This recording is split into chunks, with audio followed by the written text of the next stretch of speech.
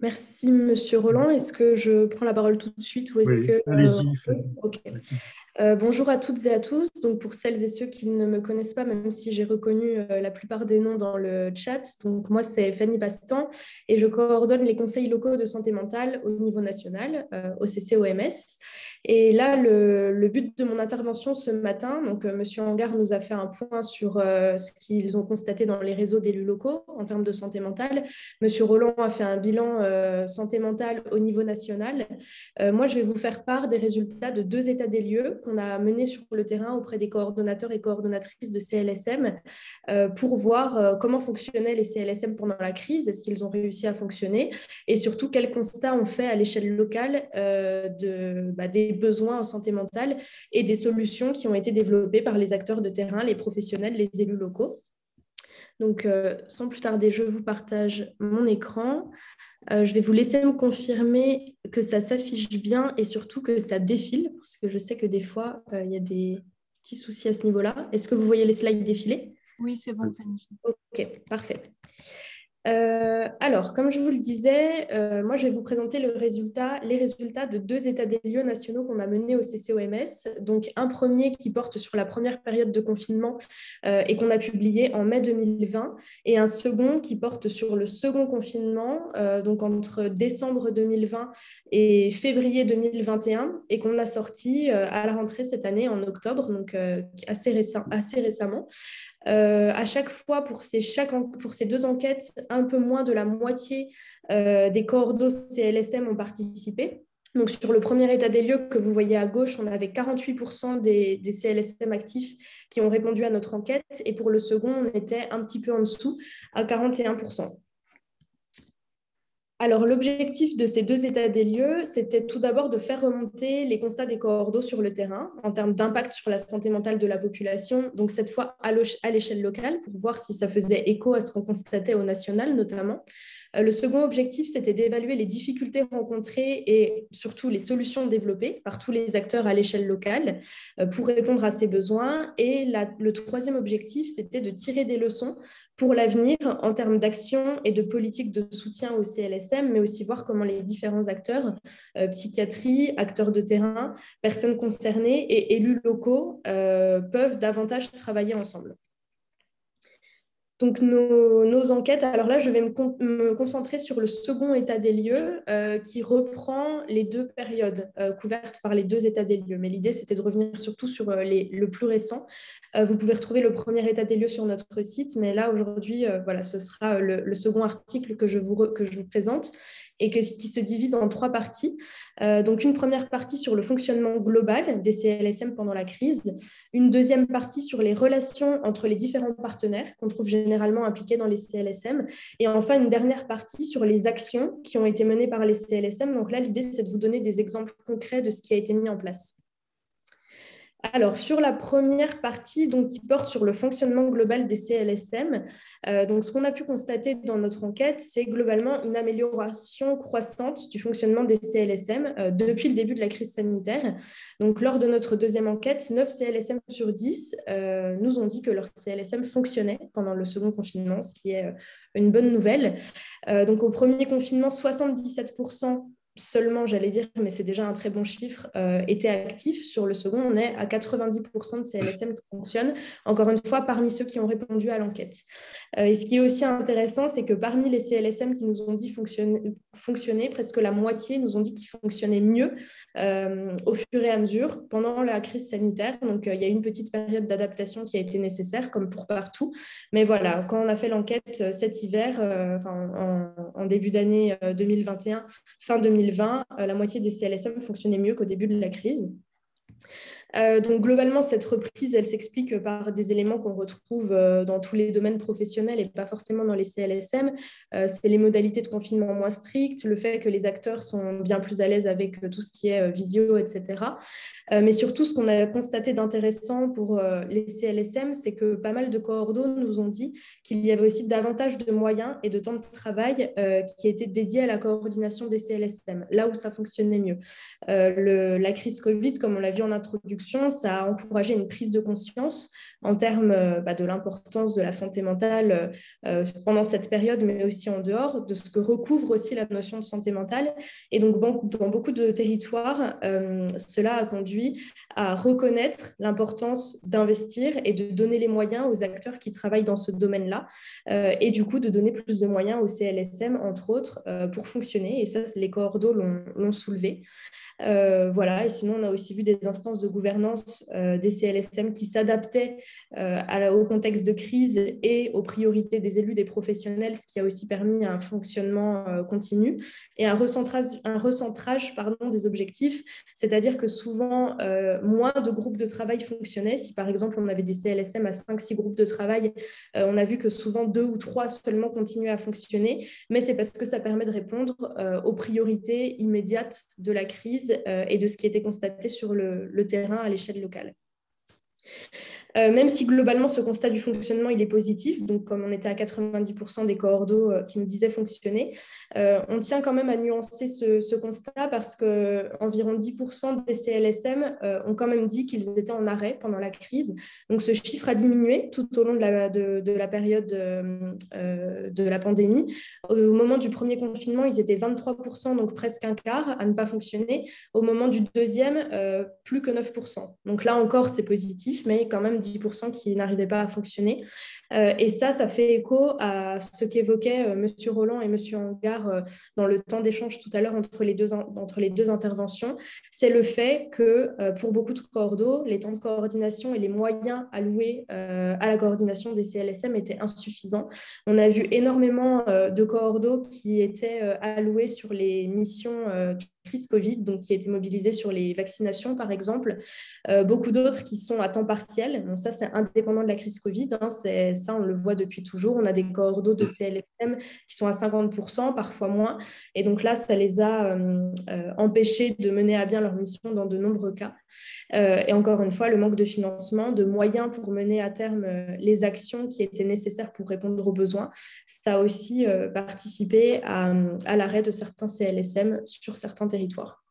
Et un dernier élément qui a été évoqué par les coordos, en plus du manque de moyens en termes de temps de coordination et financier, c'est le manque de contact avec les partenaires. Donc, on va le voir tout à l'heure, dans beaucoup de cas, les contacts entre partenaires se sont améliorés pendant la crise parce qu'il a fallu s'adapter, s'organiser différemment pour répondre aux besoins.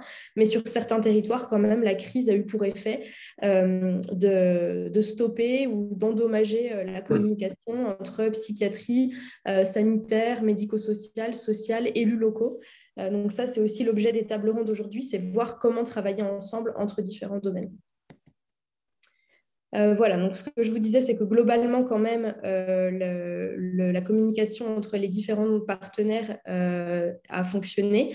On a essayé d'évaluer ce qu'on appelle le cloisonnement institutionnel dans nos 2 enquêtes. Donc, on voit que sur 36% des territoires, les coordos considèrent que ce cloisonnement institutionnel, donc la difficulté à travailler ensemble, s'est amélioré. Donc, les partenaires ont mieux collaboré. Dans 16% des cas, il n'y avait pas de cloisonnement institutionnel identifié au moment du déclenchement de la crise. Donc, là aussi, c'est positif. Et dans 12%, il est resté stable. Donc, la crise n'a pas eu d'impact sur ce cloisonnement institutionnel. Voilà, et pour travailler ensemble, on a demandé aux coordos ce que les CLSM avaient réussi à mettre en place pour continuer à maintenir le dialogue entre les différents acteurs. Et ce qui nous est surtout remonté, c'est qu'il y a eu beaucoup de réunions organisées et des projets interpartenariaux pour maintenir ce lien, beaucoup d'actions de communication pour tenir les différents partenaires informés de ce que faisaient les uns et les autres, beaucoup d'actions de soutien aux professionnels, notamment au personnel soignant qui gérait la crise Covid, et des actions de formation pour continuer d'informer les partenaires non spécialistes de la santé mentale sur ce qu'ils pouvaient faire, sur les ressources qui étaient à leur disposition. Alors ça, c'est la mobilisation des différents acteurs au sein des CLSM. Donc, on a demandé aux coordos de CLSM comment ils travaillaient avec les différents acteurs.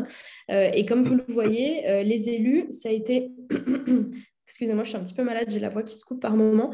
Les élus ont été considérés par les coordos CLSM comme des acteurs très importants, comme un soutien fort sur lesquels s'appuyer pendant cette crise.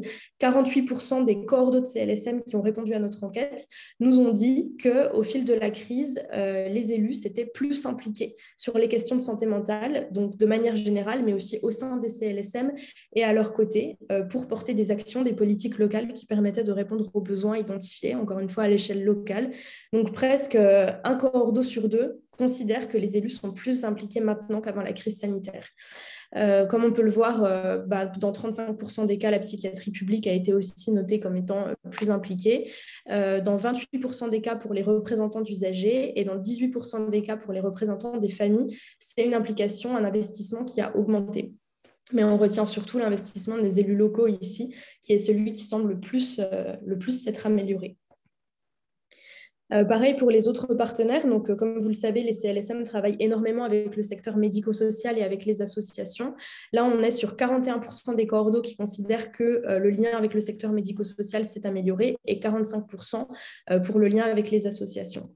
Donc, ce qu'il faut retenir de cette partie, c'est que globalement, même si on a noté des difficultés de fonctionnement sur certains territoires pour des raisons diverses, mais notamment le manque de moyens, globalement, les CLSM ont bien continué à fonctionner et surtout les relations avec les différents partenaires dont les élus locaux se sont améliorées.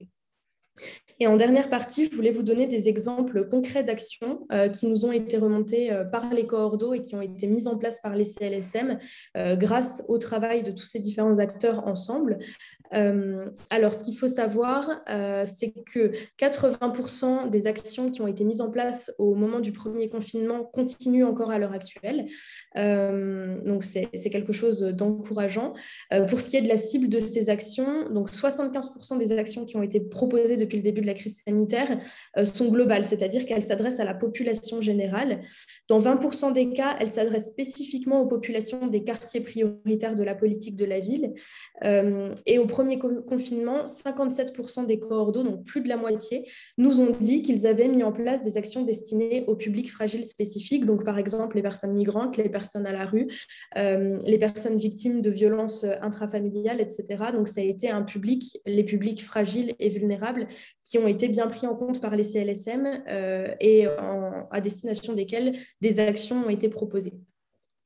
Donc, on a 4 grandes catégories d'actions qui ont été mises en place. La première catégorie d'actions qu'on a retrouvée le plus dans le plus de territoires, c'est tout ce qui est information et communication. Donc, ce qu'ont fait quasiment tous les CLSM, c'est un gros travail de cartographie et de communication des ressources des territoires sur lesquels ils sont implantés. Donc, regarder comment les horaires se sont adaptés des différents partenaires, encore une fois, social, médico-social, sanitaire, etc., et les communiquer à la population.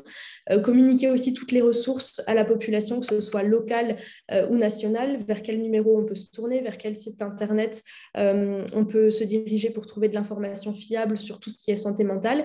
Les CLSM ont vraiment fait ce travail de centralisation des ressources, des infos et ensuite de communication à la population.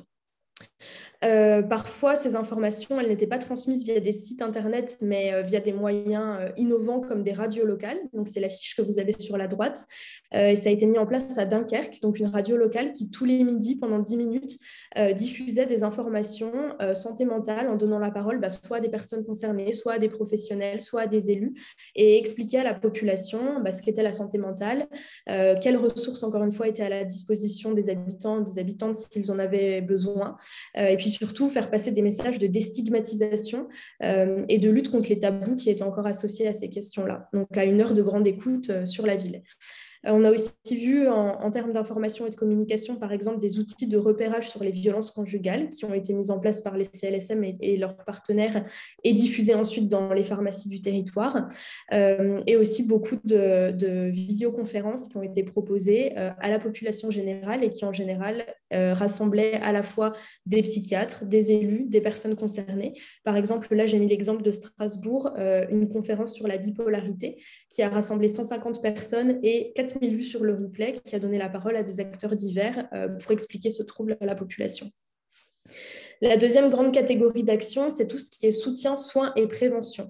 Donc ça, on l'a vu dans beaucoup d'endroits également, c'est la mise en place de permanences de soutien psychologique et de lignes d'écoute au sein des communes et des territoires. Des points d'écoute avec les psychologues, par exemple, pour des populations spécifiques, des tranches d'âge spécifiques. Là, en l'occurrence, un exemple pour les 9-12 ans qui venaient accompagner avec leurs parents. Donc, à chaque fois, ces permanences, ces lignes d'écoute, ces points écoute étaient gratuits et organisés en soutien avec la ville et les professionnels. Un gros travail de réflexion sur la coordination pour créer, par exemple, des réseaux de psychologues, mettre en place des consultations gratuites. Des groupes SOS Solidarité, donc des équipes sanitaires mobiles pour aller à la rencontre de personnes à la rue, par exemple personnes migrantes. Des actions de prévention dans les établissements scolaires, ça on l'a beaucoup vu, que ce soit autant école primaire, collège, lycée. Des groupes de parole et des ateliers post-confinement avec une psychologue, pareil pour la population générale, où les personnes se connectaient sur Zoom, notamment avec des élus, des psychologues qui répondaient aux questions des habitants. Et des ateliers d'expression du vécu, un peu dans la même idée, ou de sophrologie, des tenues de stands d'information sur les marchés. Donc là aussi, on touchait la population générale. Troisième catégorie d'action, tout ce qui est formation et sensibilisation. Donc, avec le soutien des CLSM, on a beaucoup vu se développer la formation premier secours en santé mentale sur les territoires, notamment à destination des agents municipaux. Des groupes de parole et d'échange des pratiques à destination des animateurs jeunesse qui étaient confrontés à de la souffrance, de la détresse des jeunes qu'ils accompagnaient, mais n'étaient pas forcément outillés en tant qu'animateurs, animatrices pour les écouter et leur offrir des solutions. Beaucoup de formations d'ambassadeurs santé, donc des habitants à qui on propose des ressources et des outils pour ensuite aller à la rencontre de la population, pour diffuser ces messages et ces outils. La réalisation d'ateliers de formation, par exemple, pour les bailleurs et les équipes des CMP, et enfin des cycles de conférences et de sensibilisation à destination du grand public, par exemple par des pédopsychiatres ou des psychiatres. La dernière grande catégorie d'action, c'est tout ce qui est aller vers, donc notamment pour les personnes vulnérables. Donc ça, on a vu beaucoup d'appels être proposés par les communes, les collectivités territoriales, les élus, à destination des habitants qui étaient inscrits sur les registres des personnes vulnérables de la ville. Le développement du dispositif Un chez soi d'abord, notamment avec les instances qui gèrent tout ce qui est addiction. La création d'équipes mobiles précarité psychiatrie qui prenaient à la fois en compte des infirmiers, des assistantes sociales, des psychiatres et des pères aidants. Donc là, on a des équipes aussi pluridisciplinaires qui allaient à la rencontre de la population. Des stands d'information sur les marchés, cette fois spécifiquement dans les QPV, avec la problématique santé mentale abordée de telle sorte que ça parle aux habitants qui étaient rencontrés. Et enfin, des projets ambassadeurs jeunes santé mentale. Là aussi, ça a été mis en place dans les QPV, ou par exemple dans les CROUS, des étudiants étaient formés pour ensuite parler santé mentale aux autres étudiants, à leurs camarades. En conclusion, donc, cette crise sanitaire, elle a largement mis en évidence le rôle des déterminants sociaux de la santé mentale. Ça, on en parle depuis le début de la crise sanitaire, comment notre logement, notre condition socio-économique, etc., impactent notre état de santé mentale. Et ce rôle des déterminants sociaux de santé mentale, il a largement été aussi constaté à l'échelle locale par les CLSM. Ce qu'on a aussi constaté, c'est qu'au-delà de l'implication de tous les partenaires de terrain, que ce soit la psychiatrie, les personnes concernées, les associations, le social, médico-social, sanitaire, etc., cette crise, elle a mis en lumière et elle a encouragé une forte mobilisation de la sphère politique, que ce soit à l'échelle locale. Donc, je le rappelle, 48% des coordos ont constaté un plus fort investissement des élus à leur côté, mais aussi à l'échelle nationale et internationale. On a eu les assises de la santé mentale de la psychiatrie, on a eu des campagnes de communication à l'échelle nationale avec le mot santé mentale, ce qui était une première en France.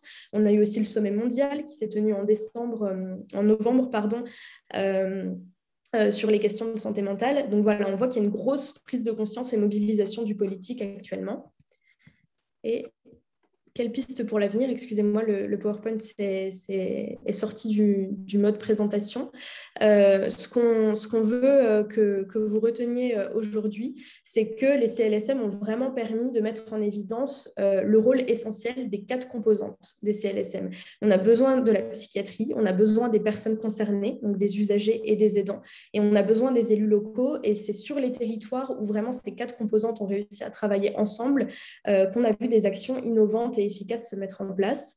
Donc, on rappelle l'importance de penser global et d'agir local, que répète sans cesse l'OMS pour proposer des actions en santé efficaces et qui marchent. Et que lors du sommet mondial de la psychiatrie et de la santé mentale qui s'est tenu à Paris, c'était pas en novembre, c'était en octobre, je rappelle que l'ONU et l'OMS ont exprimé des appels pour un investissement financier plus important des États. Et nous, ce qu'on veut dire aujourd'hui, c'est qu'il convient d'insister sur l'importance et la nécessité de décliner cet investissement aussi au niveau local pour que les CLSM puissent fonctionner, pour que les acteurs aient les moyens de fonctionner et que les actions nécessaires pour répondre aux besoins identifiés puissent être concrétisées. Donc voilà, on rappelle qu'une prise en charge globale de la santé mentale qui allie à la fois promotion, prévention et rétablissement sont essentielles, en plus du travail autour du parcours de soins et de la gestion des troubles. C'est bien plus large que ça. Et pour cette prise en charge large, il faut que tous les acteurs puissent travailler ensemble à l'échelle locale. Merci.